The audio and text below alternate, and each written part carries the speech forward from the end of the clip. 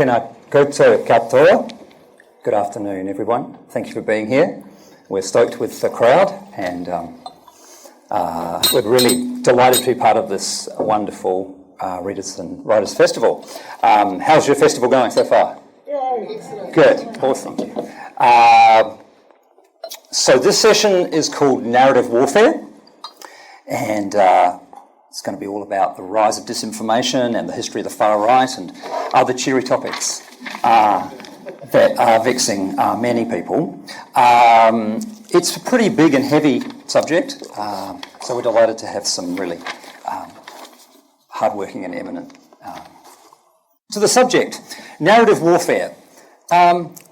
This is a full-on topic, but an important one. And so today we have two distinguished writers and researchers with us, Dr. Sanjana Hatatua and Matthew Cunningham. What you need to know about Sanjana is that he's the research director of the Disinformation Project. He's based here in Dunedin, but you may have a hint, he's from Sri Lanka, and he has therefore a unique view on some of the things that are going on, and he's been working very hard to understand the things that are going on. Matthew is a professional independent historian, and he's also a children's book writer, right? And written a couple of titles. And he lives in Wellington, Whanganui-a-Tara. And so we're delighted to have them both here. Maybe show them you're welcome.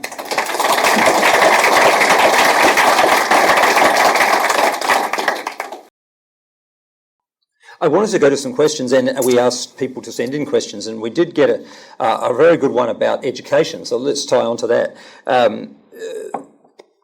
Someone asked, as an educator, what role should we and schools be taking? For example, the rise in teenage boys following Andrew Tate, who's a well-known influencer, QAnon, alt-right sites. Should there be curriculum changes, or is there a school-wide responsibility? You're asking me or asking Mike? Either, both. It's a good question. I think far be it from me to provide solutions in the context of education, which is very much outside my area of expertise. Apart from hoping that my history educates people. But I think this speaks to the question of the extent to which history can help with these sorts of conversations. So I took from that question the rise of this sort of hyper-masculine identity that people like Andrew Tate are pushing. Not only him, there are others as well.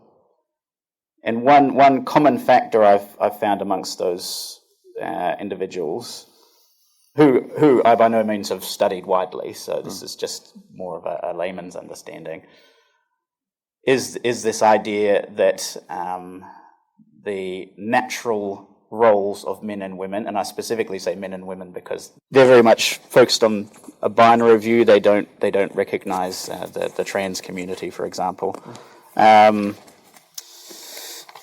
That the natural roles of men and women have somehow been usurped, and we need to go back to that. Oh, yeah, cheers. I think what I don't know if this one's working either. Nothing's. Okay. Okay. Just speak up. I think what the historical perspective tells us about that is, what point in history are you talking about going back to? Is it 1974, 1953?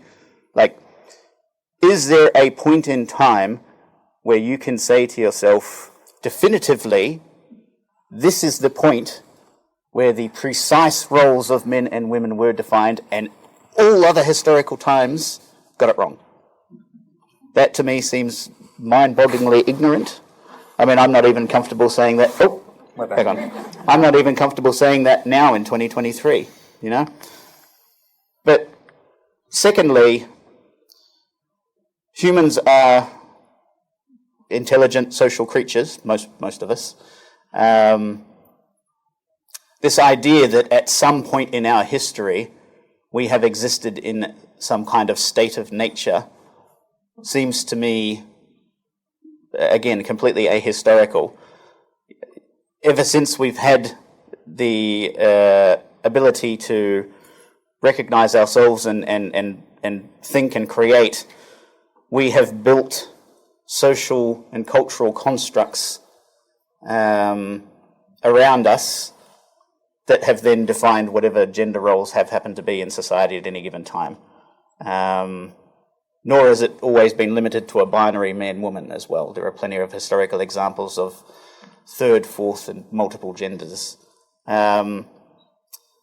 So, again, to say that there is a moment in time where somehow society got it perfectly right, that gender roles were perfectly defined, again, it seems to boggle my imagination. Like, simplistic to... Far too simplistic, and simply does not recognise the nuances between individuals, you know?